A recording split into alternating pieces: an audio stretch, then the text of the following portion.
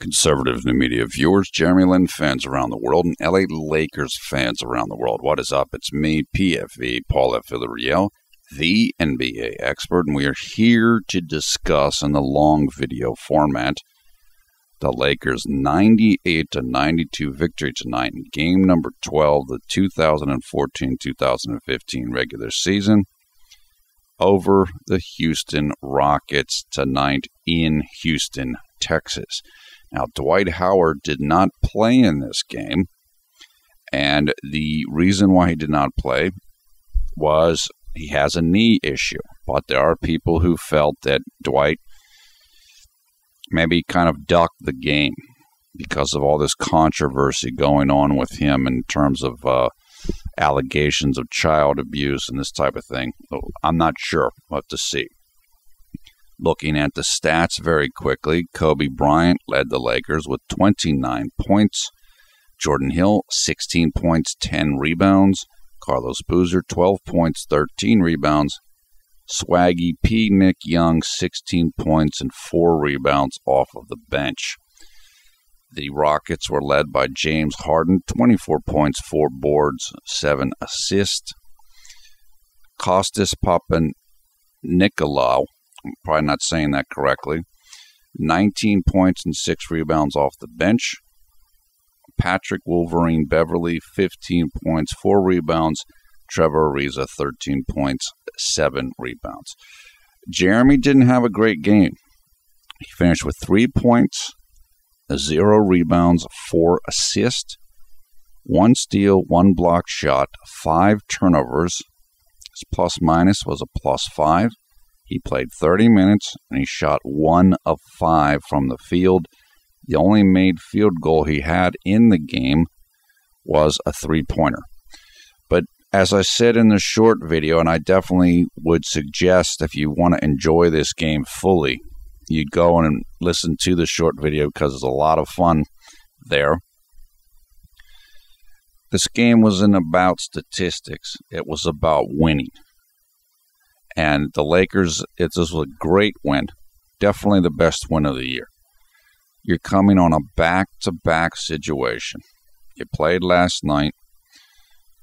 You're on the road. Back-to-backs on the road are very difficult to win most of the time. The Lakers were energized. They were focused. They were prepared. And they were mentally tough in this game. They hung around, and they were able to get the victory. Now, let me just say a couple other off-court matters quickly before I get more into the game. I can't remember where I read this, but it was saying that the Lakers are going to work out free agents Gal Mekel. I don't know if I'm saying his name correctly. He's a point guard from Israel. Jordan Hamilton, who is a small forward / power forward, I believe. Dwight Bikes, who is a point guard. And Tyrus Thomas, who is a power forward. Good. The 2 holes on the roster currently are another point guard and another power forward. And that's because Steve Nash and Julius Randle are out for the year. So there's speculation. Are they going to waive? They're going to get rid of Ronnie Price? Are they going to get rid of this person? Probably not. I mean, they could, but there's a spot to add 2 more people, basically, I think. Well, they might need to trade Steve Nash's contract or do something with that. There might actually only be 1 roster spot right now. Technically, but they could be looking to waive like Xavier Henry just because they like Xavier. I'm not saying they will do that, but just because he's working his way back up from injury, so maybe they think maybe he won't be able to be what they need him to be this year. So we'll see. I think it's great. I like Gal Mekel. I think he can play. Jordan Hamilton has some ability. Dwight Bikes, I don't know that much about.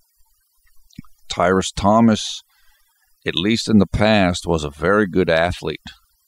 He's an athletic guy that I could see him being able to finish some of the pick and roll plays like with Jeremy. So I think it's good that they're going through this.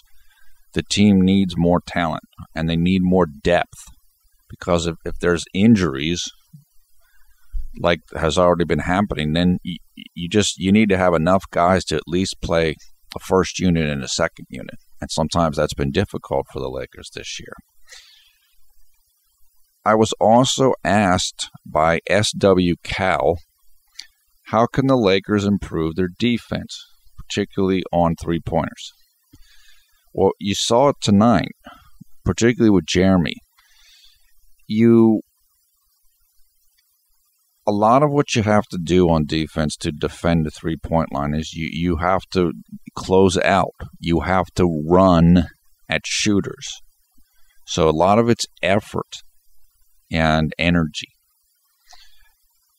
I think the person that did it best tonight was Jeremy. Maybe Ronnie, but Jeremy really did it well. And it's not fun, because a lot of these defenses, they're geared, as I explained in another recent video, they're geared to pack the paint. They're geared to kind of clog up the paint so that it's hard to drive on them. Well, that means that there's a whole bunch of space between the defender and the man on offense standing out at the three-point line. This is part of the whole spacing thing. So to be able to defend that, you either don't pack the paint, you don't have your guys kind of drift towards the paint and just stay on their men, including men that are out on the three-point line, or else you have to have guys that are athletic and energetic and can recover quickly enough to be able to go from partially defending the paint to going out and defending their man. Like I said, Jeremy did a really good job of that in this game. So that's pretty much what it is. Also with defense, you have to communicate on defense.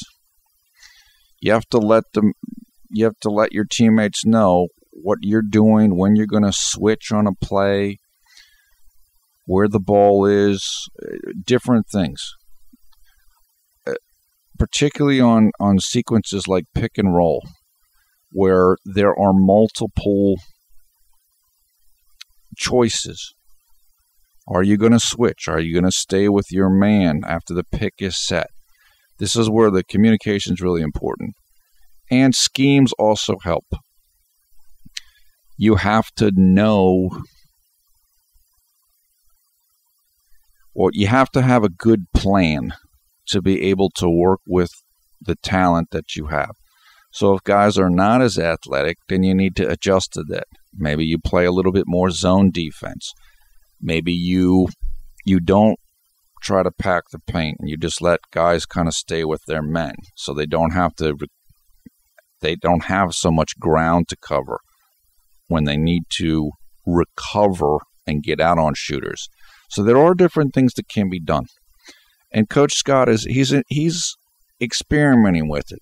It's definitely been his belief that there wasn't enough effort being put into it. And to his credit, the last two games made him look pretty good on that account, because the team did have more effort and you saw much better defense. This team is not going to be a great defensive team. They just don't have the athletic talent to do that. Kobe's older. Carlos Boozer's older. Jeremy doesn't have the greatest lateral movement in the world, and on and on. So a lot of it comes down to effort and teamwork. You have to help each other out. That's about it. That's pretty much what it comes down to. So now I was checking out, I'm always going by jeremylin.net and just seeing what was being said on there. There's been some good stuff there recently. And I was also looking at Jeremy Lin Portal, and there's some great stuff there. Really good work being done there. And it's just so nice to see all the different sites. But I got to spend some time on those two sites today, and it's good. It's good. There's new people coming in. I like a lot of what's going on at Jeremy Lin Portals, so I just wanted to mention those things. Now, turning to the game again, the overview of the game was that the Lakers were able to hang in this game. They never let Houston get too far ahead. Houston mostly, for most of the game, they were leading the game. But again, the lead never got beyond, 10 or 12 points. And so the Lakers just kept hanging in and they kept hanging around. And Coach Scott went with some different lineups, like he went to a bigger lineup. He tried different things. And so because the Lakers kept themselves in striking distance, then in the fourth quarter, they were really able to make a push.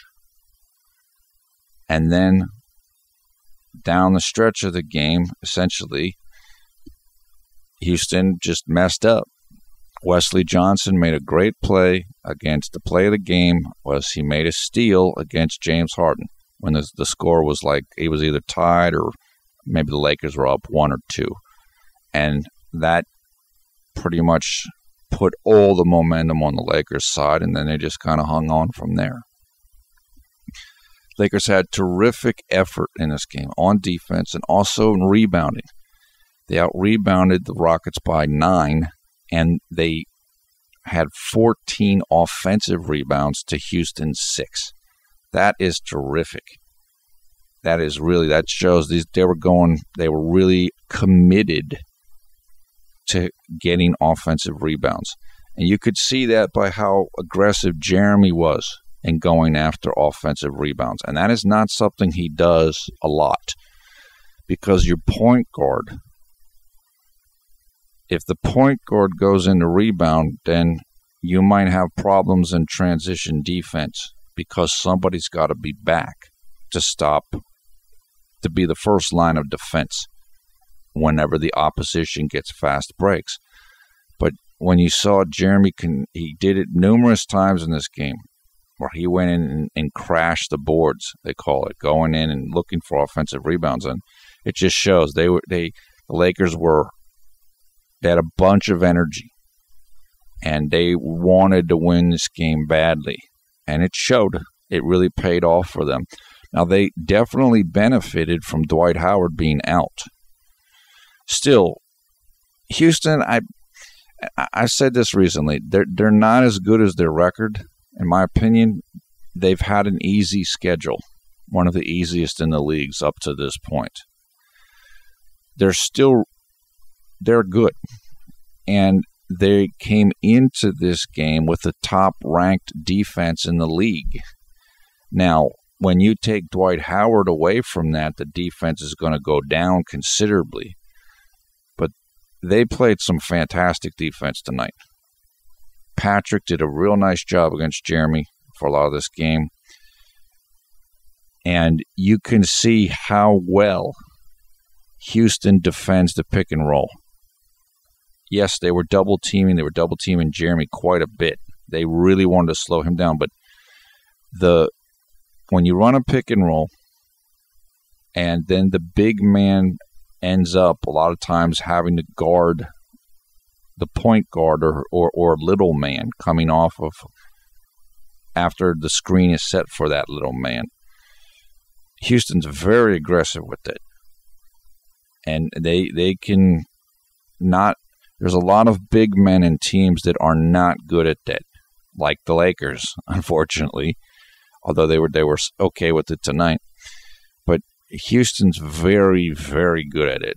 And so you can see that their defense isn't just about Dwight, or it's not just about Patrick. It's about they're committed to playing good defense. So even though Dwight was not there tonight, you could see this is a legitimate defensive team in Houston. So the Lakers had to deal with that, and that aggressiveness of the of the Rockets defense. That's most of the reason why Jeremy didn't get much done in this game. Patrick did a good job on him individually, and they just were double teaming Jeremy like crazy coming off pick and rolls. They're basically taking the ball out of his hands. I thought Jeremy,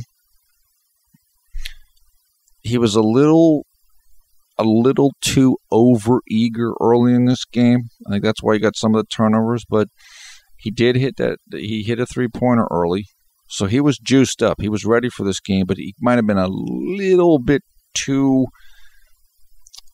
amped up for the game, which is normal. That happens. That's a normal thing. But again, I got to give credit.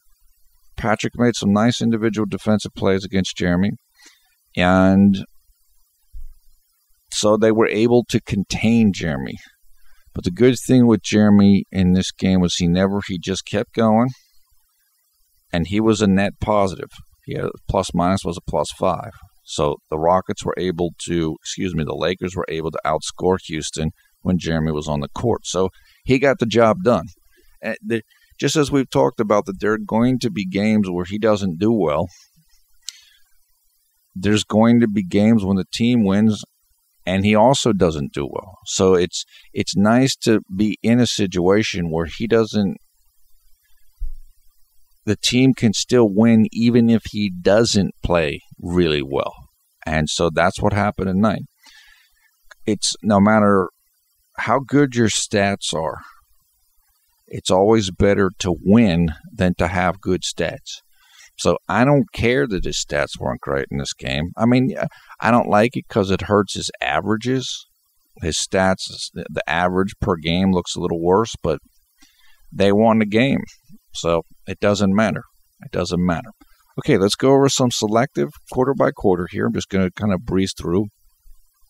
Early in the first, Jeremy had his first turnover.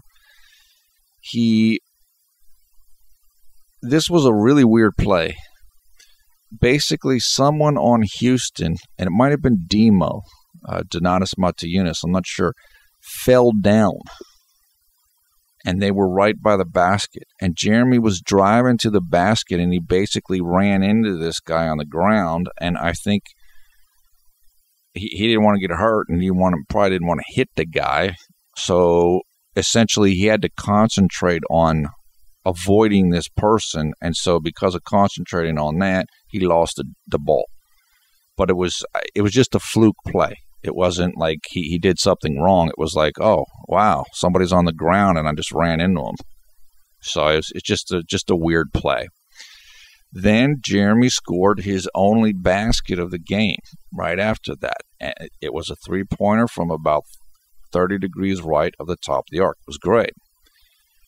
Then Jeremy he drove very hard on the right-hand side of the basket, and he put up a shot. It was kind of a fling. They called it a turnover rather than a shot. And what Jeremy was trying to do on the play was draw a foul. He was trying to get the referee to blow the whistle and for him to get free throws, but unfortunately he didn't get that, so it was a turnover instead. Then middle of the first, Jeremy had a nice steal. I can't remember who he stole the ball from, but he stole the ball. Then he had his third turnover, and this is middle of the first now. He was trying to get the ball into Kobe, who was posting up. And it wasn't a terrible pass. It just was a little bit off, and the defender was playing in front of Kobe. Instead of, usually the defender is between the offensive player and the basket. But on that particular sequence, Kobe was in between the basket and the defender. When the defender plays in front of the offensive man, which was what happened there, that is known as fronting. So you're fronting on defense. And the goal of fronting is you want to deny the offensive player even getting the ball. So if you have somebody that's good at posting up, like Kobe is, it's better if you keep them from even getting their hands on the ball. And that's what the goal of fronting a player on defense is. So that's what they were doing there it makes it trickier for the guard to get the ball into his teammate. And that's what happened on that play. The defender was able to, I think, pick off the pass when it was coming in, or it went out of bounds, something like that. So, again, that was good defense by Houston. So Jeremy, by the middle of the first, already had 3 turnovers. And only one of them was, honestly, none of them were that bad, but only I would say that pass into Kobe was not that good. But, so again, I don't like 5 turnovers, but you can't help it when the guy's laying on the ground and you basically run into him. And the other play, Jeremy was trying to get fouled, so he didn't get the whistle. Ronnie came in for Jeremy with 3 minutes and 30 seconds left in the first quarter, and the Lakers were up by 2. So, and right after Ronnie came in, Patrick Beverley hit a 3-pointer right over Ronnie. So Patrick got a good, 15 points in this game, but I would say at least probably half of them came with Ronnie guarding him. And so this wasn't, it wasn't like he torched Jeremy or anything. That didn't really happen much. Okay, going into the second quarter, Jeremy was on the bench to begin the quarter. And then ESPN was showing all this stuff, and they're doing a profile piece on Daryl Morey, the general manager of the Rockets, who was at the game, and they're talking about advanced statistics because Daryl Morey is one of the founders of the analytics movement, like advanced statistics. And so they're doing all this stuff and puff piece, and Daryl Morey is great. I didn't hear it because I wasn't listening to the game, but I could see it and see what they were doing because I was just as I was watching the game. Then I put in Ronnie. Ronnie had a really nice sequence early in the second. He hit a 3-pointer. He forced Jason Terry into a turnover. Then he had his own turnover, but then after that turnover, he stole the ball and got like kind of a dunk. He went up for a dunk. Someone hit the ball out of his hands, but then it bounced in anyway. So it was nice. He was very aggressive, and all of the Lakers were energetic and upbeat. They were ready for this game. Like I said, they came out strong. Then they did an interview with Daryl Morey. So again, this is more of the Daryl Morey show. And Jeremy came back into the game, I believe, with 6 minutes and 40 seconds left in the second quarter. Houston was then up by 3 points. Jeremy got his second assist where he drove very aggressively against Patrick, and then he kicked the ball out to Jordan Hill for a made jump shot. Okay. Then Jeremy forced a turnover against Patrick. Patrick drove against Jeremy. So he's driving to the basket was Patrick. Jeremy stuck his hand in, got his hand on the ball, tipped the ball, and then the ball hit off of Patrick's leg and went out of bounds. That was a great play by Jeremy. That was a really nice play. Then Jeremy missed another shot. He came off of a screen. He was coming off of a pick, going left to right. And he was right around about the top of the key. And I think Donatas Motiejunas came out and gave him some resistance, like came out and closed on him when he was going for a shot. And it was almost an air ball because Jeremy didn't think Demo or whoever it was going to get that close. And so he had to alter the shot trajectory. And it was, like I said, it was almost an air ball. So, as I said, Houston was playing very good defense in this game, and they particularly were playing good defense on Jeremy. So it's like Golden State. There are certain teams in certain situations that you're just not going to look that good because the defense is really good, and that's a lot of what happened to Jeremy tonight. And as he faces more teams like this or more top-level defenses, then you can adjust to it. You can adjust to it. But tonight is the defense got the better of him. But again, they came into the league. They came into the game with the number one defense in the league, so it's not totally unexpected. Then, excuse me, boy, I'm tired. Then Jeremy was talking with Patrick while somebody on the Hawks, not the Hawks, the Rockets, was shooting free throws. So that's good. They're kind of talking, catching up a little bit, and that was good to see. Now, they weren't talking much in the game. They were going hard at each other, that's the way it should be. But when they had chances to little breaks in the action, they were talking some. So that was good to see. Then I put Lakers not defending the three-point shot well, and they weren't. They were giving up too many threes that were wide open. But Jeremy was defending the three-pointer well. And right around this point in time, Jeremy rotated out. Patrick was open for a shot, and then Jeremy closed the distance on him, and it became a brick. And at this point in the game, Patrick had already hit 2 3-pointers with Ronnie guarding him. So Jeremy was doing better than Ronnie at getting out and defending Patrick on the three-point line. And that's critical. So it's really nice. Then I made a note, and we're going now late in the second quarter. I put Wesley Johnson working hard. As I've said with Jeremy, Wesley is a guy that needs to feel confident to do well. And he struggles with that, as Jeremy does at times. What I liked about Wesley in this game, the same about with Jeremy, was they both played really hard. They were trying hard, so the effort was there. The results weren't there. But obviously for Wes, it paid off later in the game is when he made the play of the game. So even when you're not doing well, just stay with it, and good things will happen. And I thought Jeremy and Wes both did that in this game, and it worked. It's great.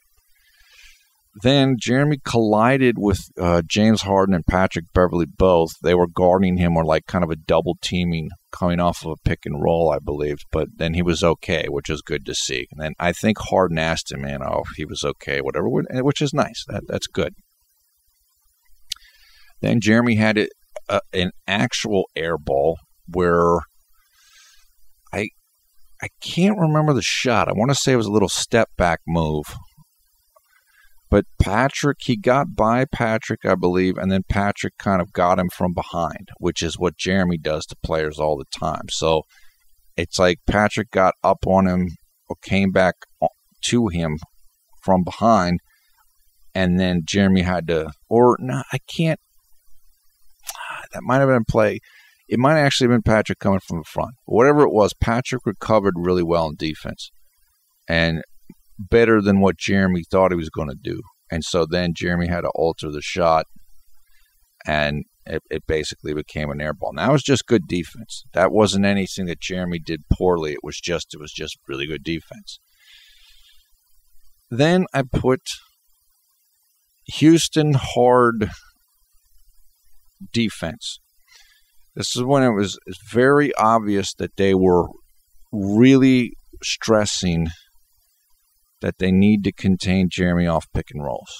Now, I think they were doing some with Kobe too, but they definitely were doing it on Jeremy. They were saying, no, we're not going to let you get into good pick and roll situations. So when you come off a pick, we're going to double team you.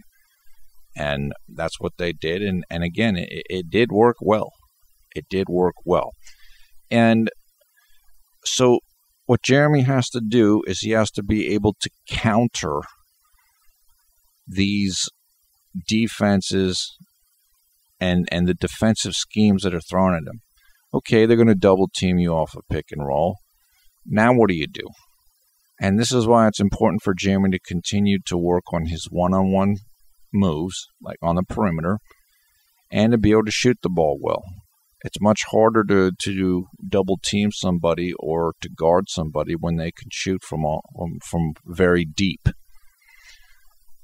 And look, Jeremy's shooting well this year. His 3-point percentage is probably around 40% now. So just stay with it. Just keep doing it, because there will be games and there will be teams like this where it, like Golden State also, where it's just difficult to do much. So in terms of driving. So in those types of circumstances, if you can shoot from far away, that's going to help you tremendously.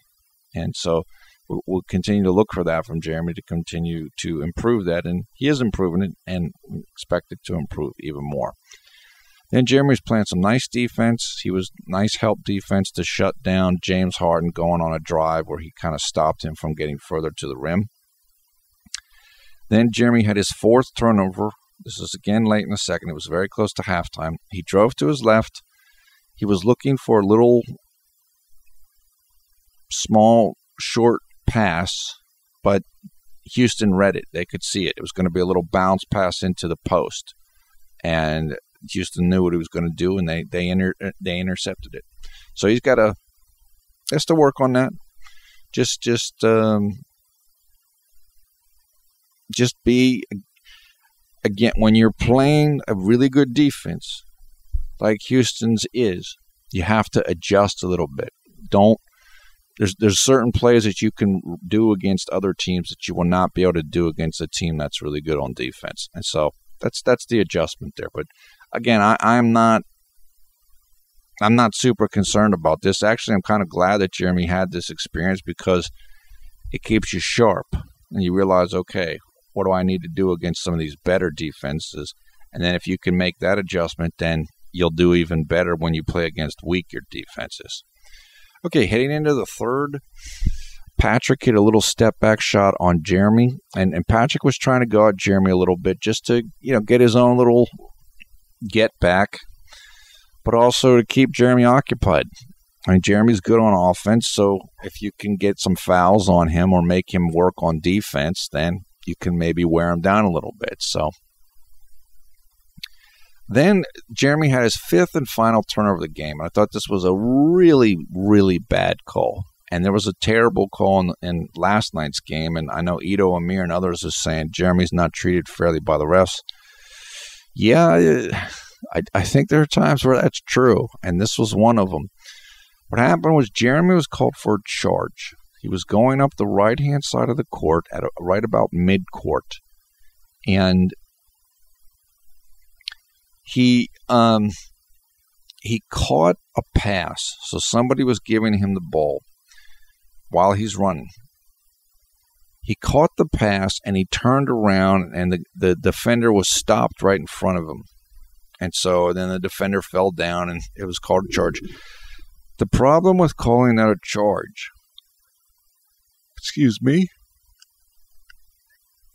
is that the defender didn't give Jeremy any room to catch the pass. You have to have room to turn around and receive the pass. And I don't think the defender gave him room. So I was really surprised by that call. I thought it was a wrong call, and you could see Jeremy was very upset with it. So I agree with him. Hopefully these refs got to treat him a little bit better and give him some respect. Okay, then I put Jeremy staying aggressive, even though he's struggling. Same with what Wesley was doing. Neither of them had big games statistically, but they mentally stayed engaged and they didn't lose confidence. That's the most important thing. No matter how badly you do, don't lose your confidence because then it'll all go downhill. So I like that Jeremy he was staying aggressive even though he wasn't getting good results. That's how you work through this. Also early in the third, Jeremy had his fourth assist to Wesley Johnson in transition for a layup. Then I put middle of the third. Houston is hard doubling Jeremy Lin on the pick and roll. They're scared of him, and they're working to contain him. So certainly part of their game plan was to double team the pick and roll, or particularly double team it with Lin and I think also with Kobe. So that just shows you the respect that they have for him. They knew they needed to slow him down to have a good chance in this game, and they were able to do that a fair amount. So credit to them, but it just shows you how important Jeremy is to the team. If you're getting double teamed, that means that the opponent knows you're pretty good, and they need to they need to kind of try to shut you down. Okay, more good defense from Jeremy. He was just he really gave a tremendous amount of effort on defense, and he did well. I think Patrick had a couple points on him here and there, but overall, Jeremy did a very, very good job.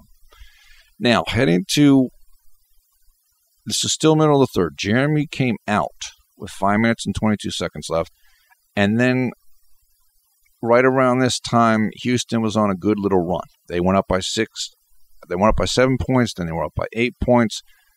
Jeremy comes out, then LA made a little bit of a run, and then heading down into, Jeremy came back into the game late in the third quarter, and LA made one more little push, and they got the lead of the Rockets down to 5 points heading into the fourth quarter. So that was good. They were able to withstand Houston's run and cut the lead down to just 5 points heading into the fourth. So they were giving themselves a chance.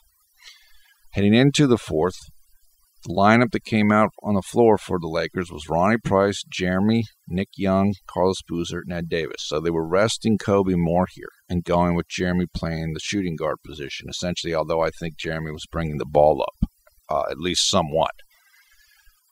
Okay, then more good defense from Jeremy. He's closing out on these three-point shooters. That's what you have to do. You have to run at them. Sometimes you'll see guys like they see the three-point shooter, and then they'll kind of pretend they're going to run, and then they turn for the rebound. Well, that's not good enough.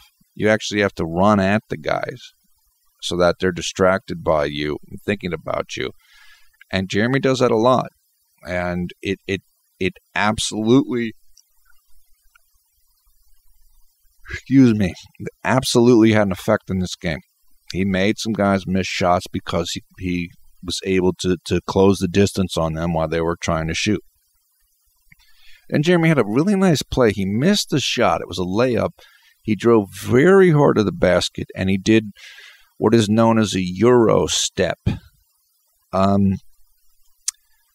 Euro step it's a very distinctive move that's done. It's basically once you're driving to the basket, you pick up your dribble, so you stop dribbling, and then it's a two-step move. Step one, step two, and it's kind of like it's a slight change of direction, and it's a way for you to move beyond your defender once they've kind of established position. So you avoid a charge, and it's like I said, it's a very distinctive looking thing. It's kind of, again, it's something you do like going in for a layup. And you kind of sweep the ball over from one side to the next. You change your direction slightly, and you avoid a defender. It was a really nice move by Jeremy. Just when he shot the layup with his left hand, it didn't quite have enough force on it to get up and over the rim. So it was close to going in, but didn't quite go in. Okay, now also early in the fourth, Jeremy came out of the game. And I know there's going to be some Jeremy Lin fans that weren't happy about this. Like, why are you taking him out with 8 minutes and 30 seconds left? And it seems like you're going away from him. What is this? But Jeremy, remember, was playing shooting guard. And so what they did, the Lakers at this juncture, they brought Kobe back in. Now, look, should Jeremy have been on the floor with Kobe? Well, maybe so. But he had just played a stint, and Coach Scott was trying different things. So then he tried Ronnie with that lineup, just Ronnie and Kobe and those guys for a short period of time. Then he put in Wesley for Ronnie Price. So he was going with the big lineup. Basically have Kobe playing point, Nick Young at shooting guard, Wesley at small forward, and then two bigs. So that's a big lineup. The shortest guy in that lineup is Kobe, who's around 6'5". So, and that can give you an advantage, especially when you're playing against a shorter defense. So I didn't like I said, I knew if the Lakers had lost this game, there would have been a lot of Lynn fans really unhappy about the way that Byron Scott was making substitutions in the fourth quarter. But it worked out okay, and I understood what he was trying to do. Like, I wasn't all upset about it. He was just trying to find something that worked. And it was able to it was able to work, basically, even if it took a little bit of time. Okay, then Jeremy was still out of the game, and then Houston took Patrick out of the game, I believe, a little bit later. It's almost like they wanted to have Patrick in when Jeremy's in, so there's somebody to be able to guard Jeremy. Then heading late in the fourth, 89-84 Houston at this point in time with 3 minutes and 55 seconds left. Jeremy came back into the game with 3 minutes and 37 seconds left. At that point in time, Houston was up by 3 points. And Jeremy came in for Carlos Boozer.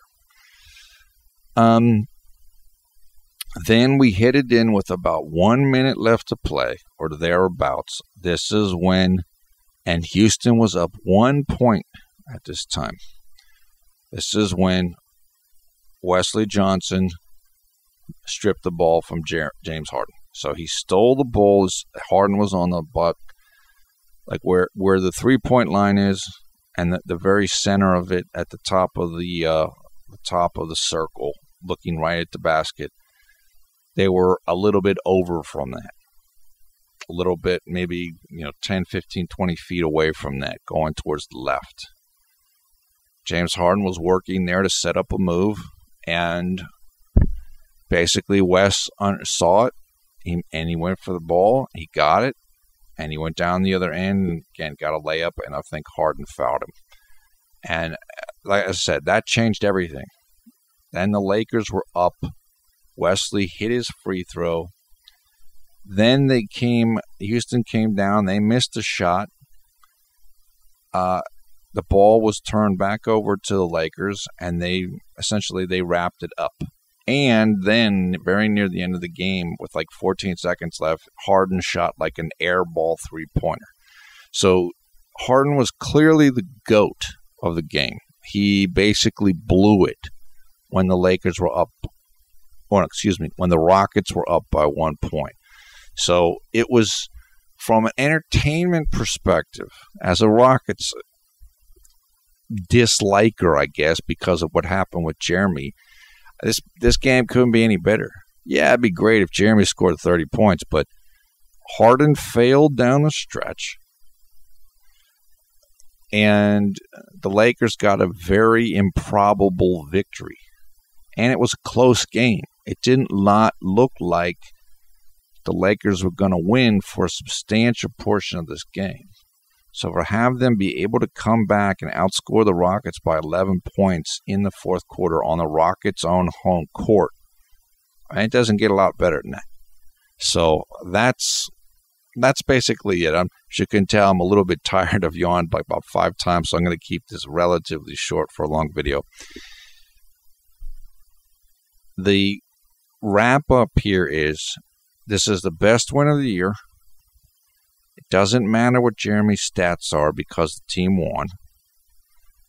Jeremy and Wesley were able to play through their struggles. They stayed mentally in the game, even though they didn't perform particularly well. And that's critical. Sometimes it's better to be focused than good. Jeremy was focused. He didn't let up. And that really helped the Lakers be able to get the victory here. The effort was great. The defense wasn't perfect, but it was better. These last 2 games, the defense has been much better than what it was before. So that's it. I will definitely take this. This was an excellent win. Jeremy gets his revenge. The evil McMorray gets defeated. The Lakers have their first 2-game winning streak of the season. So, that's it. That's what we wanted to see. So that's it for me for now.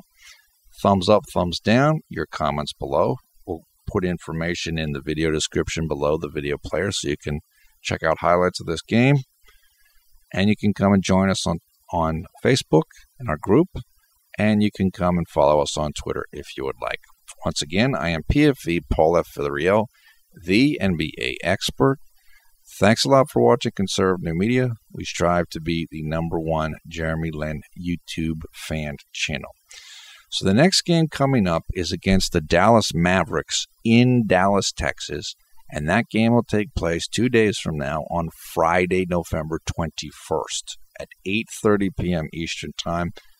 It's only going to be on local TV and as well as League Pass, so no ESPN or anything like that. Dallas is a very good team.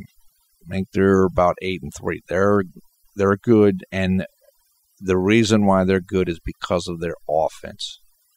I think they have the best offense in the league, I believe, statistically speaking. So that is not going to be an easy game. So hopefully the Lakers can kind of stay focused, get their rest going into tomorrow and then the next day, and let's try to get another road victory. Got 2, let's get some more. So it'll be tough, and the Lakers will definitely need to play good defense to be able to win that game. You're probably not going to outscore Dallas because they're really good at scoring, but you can do some other things to them. So hopefully we'll be able to see some of that, and the team can get the victory coming up this Friday. So that's it, man. Look, this is great. Jeremy gets his revenge. Houston goes down. Dwight Howard doesn't play. James Harden's the GOAT of the game. I mean, that's it. If you're a Lin fan or Lakers fan, it couldn't be any better than this. So remember, for Lin fans, the Lakers can't stand Houston for 2 reasons. One, they have Dwight Howard, who left the Lakers for Houston, although a lot of Lakers fans weren't sad to see him go, but you still got to respect what he can do. And James Harden, in a lot of ways, is like seen as almost like the next Kobe. He's the super shooting guard, and he's young, and everything's in front of him. Well, again, it's the Lakers and Kobe were able to. I don't know if Kobe outplayed James Harden, but he was definitely better in the clutch than James Harden was, because as we've seen before with Houston, when things get a little tense, a little bit dicey, they can kind of go in the tank, and that's essentially what happened to James Harden down the stretch of this game, in my opinion. So that's it, man. Great win. Yeah, the team's only 3-9, but we'll take it. It's a lot better than being 1-9. And we got some momentum heading into Dallas, and Wayne Ellington will be rejoining the team there. That's great. It's great to have him back after all he's been going through. So, look, let's see what's up. Let's see if we can get a W in Dallas, and we will find out shortly. And I can't wait. No matter what, this victory tonight against Houston was extremely sweet. So, that's it. Take care. Hope you're having a great night, a great day, wherever you are around the world when you watch this video. We will talk to you again soon. Till that time, enjoy this win and get ready for the Dallas Mavericks on Friday.